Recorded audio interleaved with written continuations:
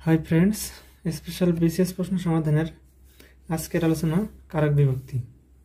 কারক বিভক্তি দিয়ে দশম থেকে 41তম বিশেষে যতগুলো প্রশ্ন আসছে সবগুলো প্রশ্ন আমি এখানে অ্যাড করছি এবং সেগুলো এখন আমরা সমাধান করব।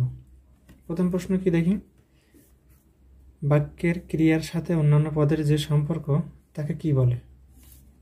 40তম বিশেষে এটা আসছে ক্রিয়ার সাথে অন্যান্য পদের যে সম্পর্ক।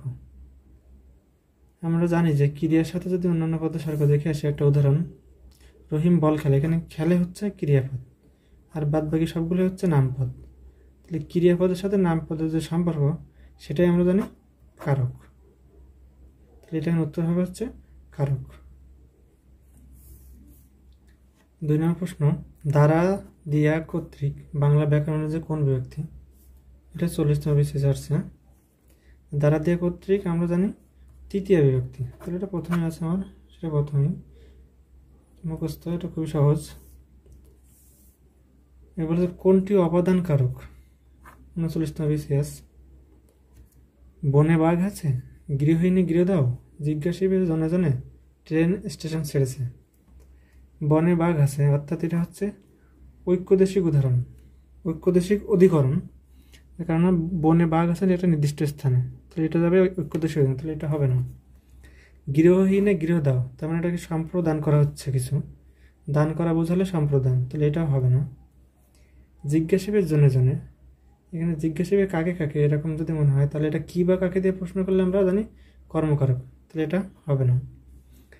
ট্রেন স্টেশন ছেড়েছে অর্থাৎ কোনো এক জায়গা থেকে ছেড়ে চলে গেছে অর্থাৎ বিস্তৃত হওয়া, তাহলে অপাদান কারক মানে হচ্ছে ভয় ডর এবং স্থান বিস্তৃত হওয়া, এটাই হচ্ছে অপাদান, তাহলে এটাই হবে আমার অপাদান কারক। পরবর্তী প্রশ্ন, সর্বাঙ্গে ব্যথা ঔষধ দিব কোথা? এই বাক্যে ঔষধ কোন কারকে কোন বিভক্তি? তাহলে আমাদেরকে প্রশ্ন করতে শিখতে হবে এখানে যে সর্বাঙ্গে ব্যথা ঔষধ দিব কোথা। তাহলে ঔষধকে যদি আমরা প্রশ্ন করি তাহলে কি দিব কোথা, কি বা কাকে দিয়ে যদি আমরা কোনো প্রশ্নের উত্তর পাই তবে সেটা হয় হচ্ছে কর্মকারক। তাহলে দেখি অপশানে কোনো কর্মকারক আছে কিনা।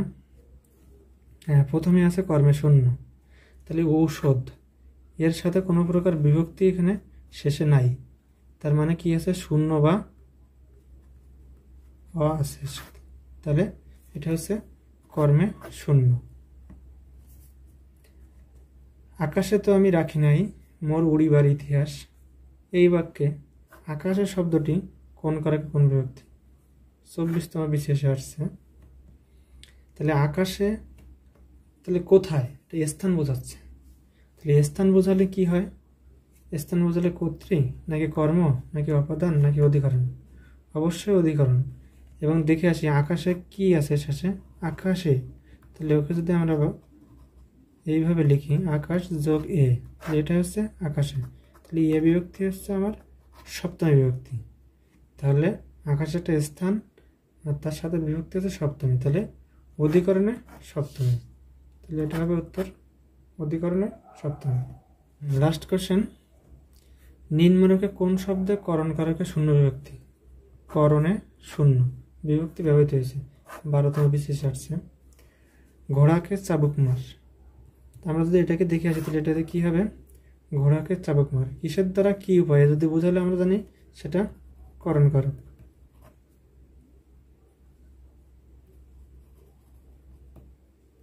আর এর শেষে কি কিছু আছে, কোনো বিভক্তি আছে? চাবুক, অর্থাৎ এর শেষে কোনো কিছু নাই, ইয়ে নাই অন্তস্থ না, তাহলে ওটা বিভক্তিতে শূন্য, শূন্য বিভক্তি।